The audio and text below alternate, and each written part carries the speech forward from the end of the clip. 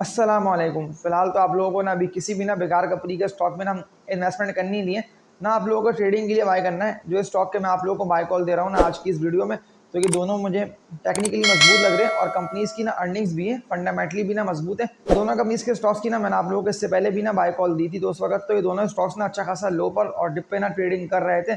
6 से 7 मंथ पहले की बात कर रहा हूँ, तेज़ी से विद वॉल्यूम्स ये स्टॉक ऊपर से ऊपर निकले। मैं आप लोगों को अभी अगेन इनकी बाय कॉल दे रहा है इसीलिए ये दोनों तेजी से ऊपर निकल रहे हैं और सारे रेजिस्टेंस एरियाज को भी ना ब्रेक करके इससे भी ऊपर जा चुके हैं। वो इसलिए कि कंपनीज ना अर्निंग्स में और कंपनीज के ना प्रॉफिट मार्जिन बढ़ जाने की वजह से इनकी अर्निंग्स ना अच्छी खासी बढ़ चुकी है। तभी तो ये स्टॉक कंटिन्यूसली यानी कि हर ट्रेडिंग सेशन में आप लोग देख रहे हैं कि ऊपर से ऊपर निकल रहे हैं। तो अभी अगर आप लोग बाय कर लेते हैं तो प्रॉफिट्स ना आप लोगों को अच्छे आएंगे, यानी कि ऑलमोस्ट ना आप लोगों को 20 से लेकर ना 30% तक के प्रॉफिट्स अच्छे आएंगे, क्योंकि मैंने इस वीडियो में ना आप लोगों को लॉन्ग टर्म टारगेट्स भी बता दिए इन दोनों कंपनीज के स्टॉक्स के। तो इस वीडियो को ना लाइक पे क्लिक करके जितने भी न्यू ऑडियंस जो ये वीडियो वॉच कर रहे हैं ना वो इस चैनल को लाजमी सब्सक्राइब कर लें, ताकि फिर आप लोगों को बिना इस तरह की बेहतर वीडियोस बर वक्त मिलती रहे। इसके अलावा इन दोनों कंपनीज के स्टॉक की हिस्ट्री को देख के समझ लेते हैं कि इनके मजबूत सपोर्ट लेवल कौन से बनते हैं, इनके लॉन्ग टर्म टारगेट्स कौन से बनते हैं और इनके बेस्ट बाइंग जोन्स कौन से बनते हैं। क्योंकि इंडेक्स तो अभी ऑल टाइम हाई पर ट्रेड कर रहे हैं और ऑल टाइम हाई पे तो इंडेक्स ट्रेड कर रहा है, लेकिन ज़्यादातर स्टॉक्स तो अपने ना रेजिस्टेंस एरियाज को भी ना ब्रेक करके इससे भी ऊपर निकल नहीं पा रहे।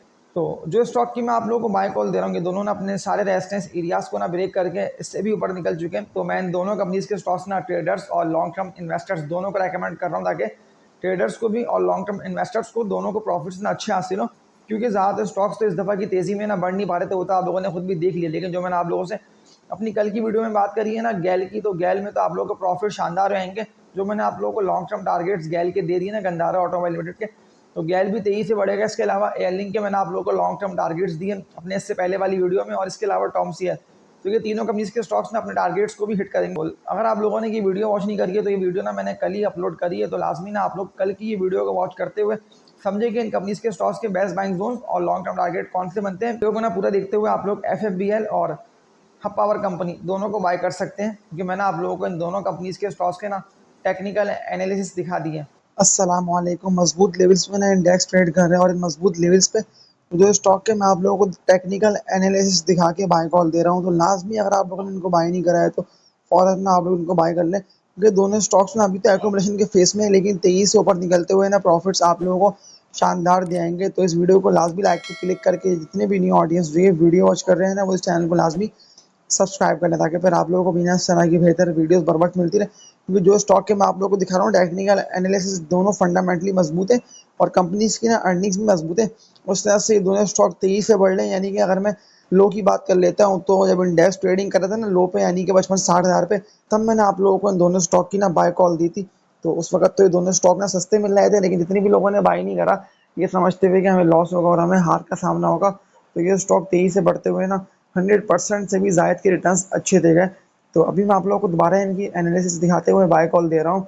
अगेन अगर किसी को बाय करना है तो वो लाजमी ना इनको बाय करके पोर्टफोलियो में रखें, ना कि किसी बेकार किसी कचरा स्टॉक को गिरते स्टॉक को बाय करें। तो उन बेकार स्टॉक को बाय करने से बेहतर है कि इस वीडियो को ना कम्प्लीटली वॉच करें, फिर आप लोग इन दोनों स्टॉक को बाय कर सकते हैं। जिस तरह से दोनों स्टॉक तेजी से बढ़ रहे हैं तो आप लोगों के पास अभी अच्छा मौका है कि बढ़ते हुए आप लोग उनको बाय करें, ना कि गिरते हुए स्टॉक को बाय करें। क्योंकि गिरते स्टॉक को अगर आप लोग बाय करेंगे तो फौरन ना वो स्टॉक बढ़ेगा नहीं, यानी कि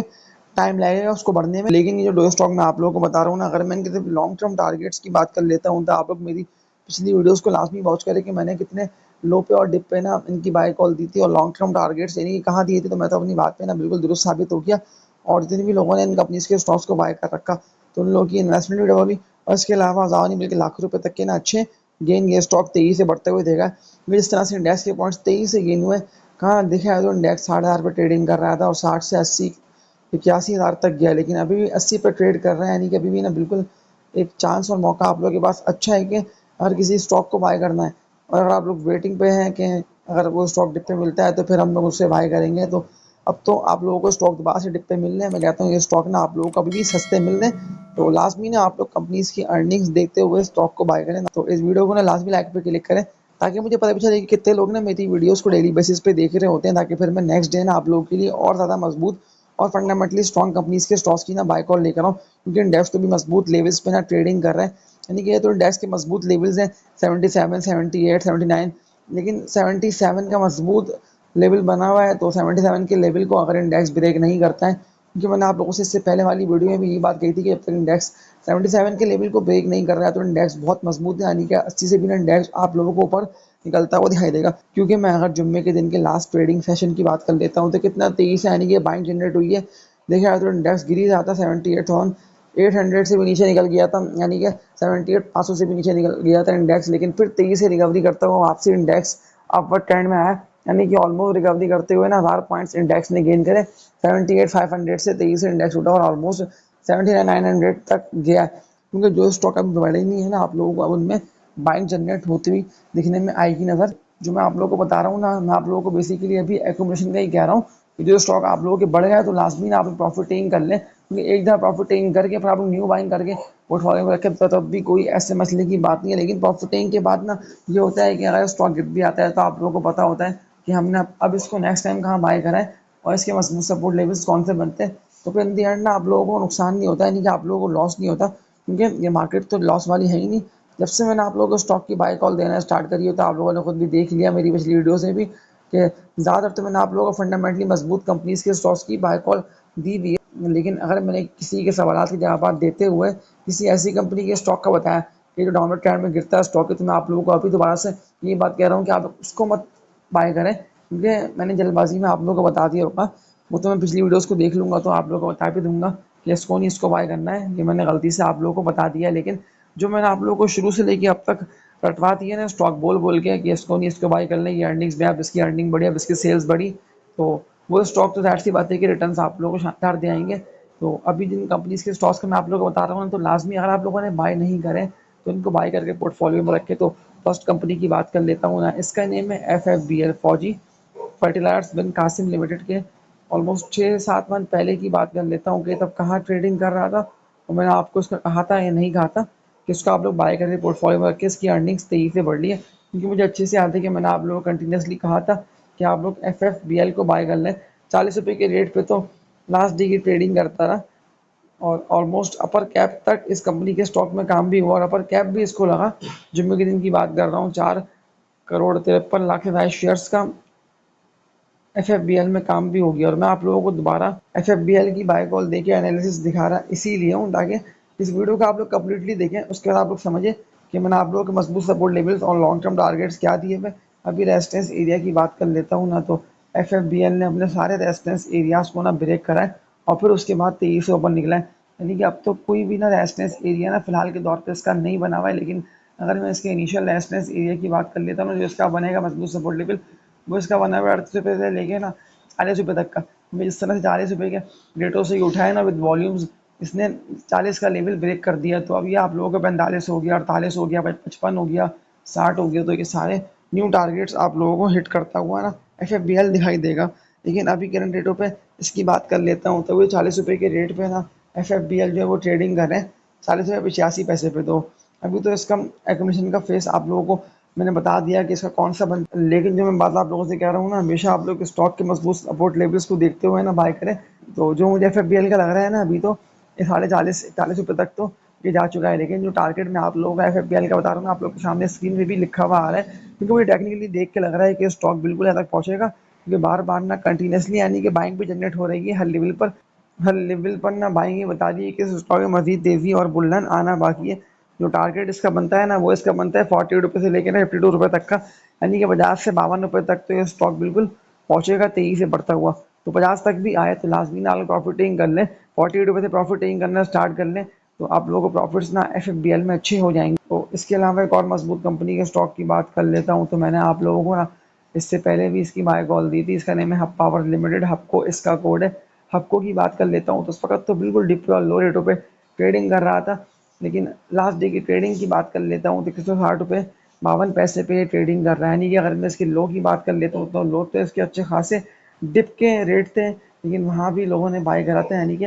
डिप से भी ये तेजी से बढ़ा और बढ़ते हुए 100% के डबल हुआ, यानी कि 60 का 120 और 120 से भी ये ऊपर निकला 170 रुपये तक। तो हाँ पावर कंपनी तेजी से बढ़ते हुए चला गया, लेकिन डिविडेंड यील्ड की वजह से स्टॉक और मजीद तेजी से बढ़ रहा है, क्योंकि डिविडेंड की अगर मैं हिस्ट्री देख लेता हूँ तो वो इसकी कम है, लेकिन क्वार्टर में कंपनी डिविडेंड दे रही होती है। मैं तभी तो आप लोगों को इससे पहले भी इसकी बाय कॉल देके बता चुका था, लेकिन फिर ज़्यादा लोगों के सवाल तो ये आते हैं कि स्टॉक गिर रहा है। देखिए सिर्फ प्रॉफिट टेकिंग की वजह से स्टॉक गिरता है। अब वो ग्लैमर है, HTL है, PSU है, कोई से भी कंपनी का स्टॉक है, कॉलगेट है, सिर्फ प्रॉफिट टेकिंग की वजह से वो स्टॉक वक्ती तौर पर गिरता है। अब ऐसा होता है कि ज़्यादातर स्टॉक्स अपने मजबूत सपोर्ट लेवल्स भी तोड़ के इससे नीचे निकल जाते हैं, लेकिन वो सिर्फ प्रॉफिट टेकिंग की वजह से होता है। लेकिन फिर तेजी से रिकवरी करके ना स्टॉक तेजी से बढ़ते, तो वो तो आप लोगों ने हब पावर है या कोई भी कंपनी का स्टॉक है देख लिया कि सिर्फ प्रॉफिट टेकिंग की वजह से वो गिरा, और जैसे ही एक्यूमुलेट हो गया तो फिर तो तेजी से रिवर्स हुआ, और रिवर्स से भी ना ऊपर उठ के गलना स्टार्ट कर दिया उसने। लेकिन जो मैं आप लोगों को दिखा रहा हूँ ना हब पावर कंपनी के मजबूत लेवल्स, तो इस मजबूत लेवल्स के अराउंड लास्ट भी ना आप लोग उसको बाय करिएगा। अगर ये थोड़ा बहुत भी गिरता है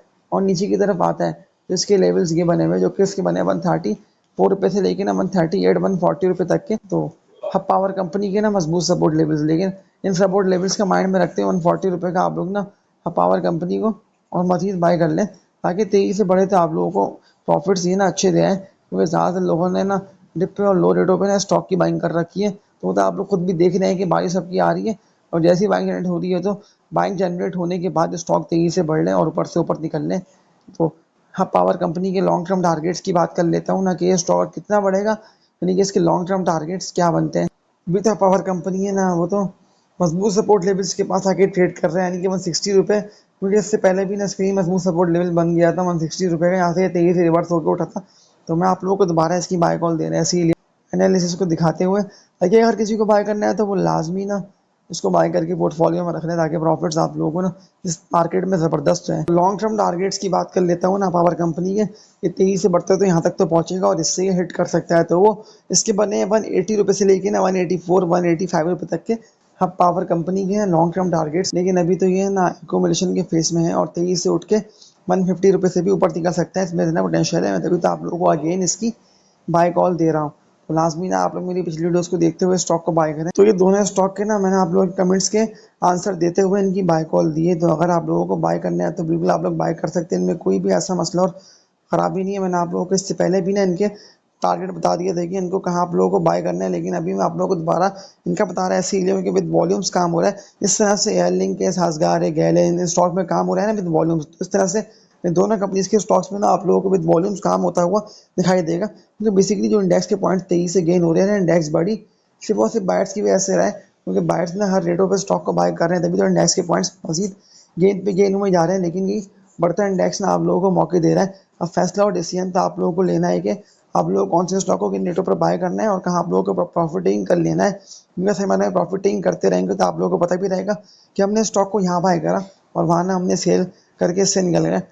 तो इस वीडियो को एंड करता हूँ, और एंड करते हुए लास्ट बात ना आप लोगों से यही बोल दे रहा हूँ कि हमेशा ना अगर आप लोग मजबूत कंपनीज में बाइंग सेलिंग करते रहेंगे ना, जैसे कि ईफर्ट है या मुगल स्टील है, इस तरह के फंडामेंटली स्ट्रॉन्ग कंपनीज के स्टॉक्स में, तो फिर आप लोगों को प्रॉफिट्स ना ज़बरदस्त आएंगे। यानी कि जल्दबाजी में ना आप लोगों को स्टॉक को ना फिर मतलब बाय नहीं करना होगा। आप लोगों को पता होगा कि हमने स्टॉक को यहाँ बाय करा हुआ है और यहाँ इसका टारगेट बनता है इतना लॉन्ग टर्म। तो इस वीडियो को एंड करता हूँ, और लास्ट बात ना आप लोगों से ये बोल दे रहा हूँ कि मेरी वीडियोज़ को लाजमी लाइक पे क्लिक करा करें, ताकि मुझे पता भी चले कि कितने लोग मेरी वीडियोस को डेली बेसिस पे देख लेते हैं, ताकि फिर मैं नेक्स्ट दिन आप लोगों के लिए और ज़्यादा कंपनीज के स्टॉक्स की बाय कॉल लेकर आऊँ। तो तब तक के लिए अपना ख्याल रखिएगा। अल्लाह हाफिज़।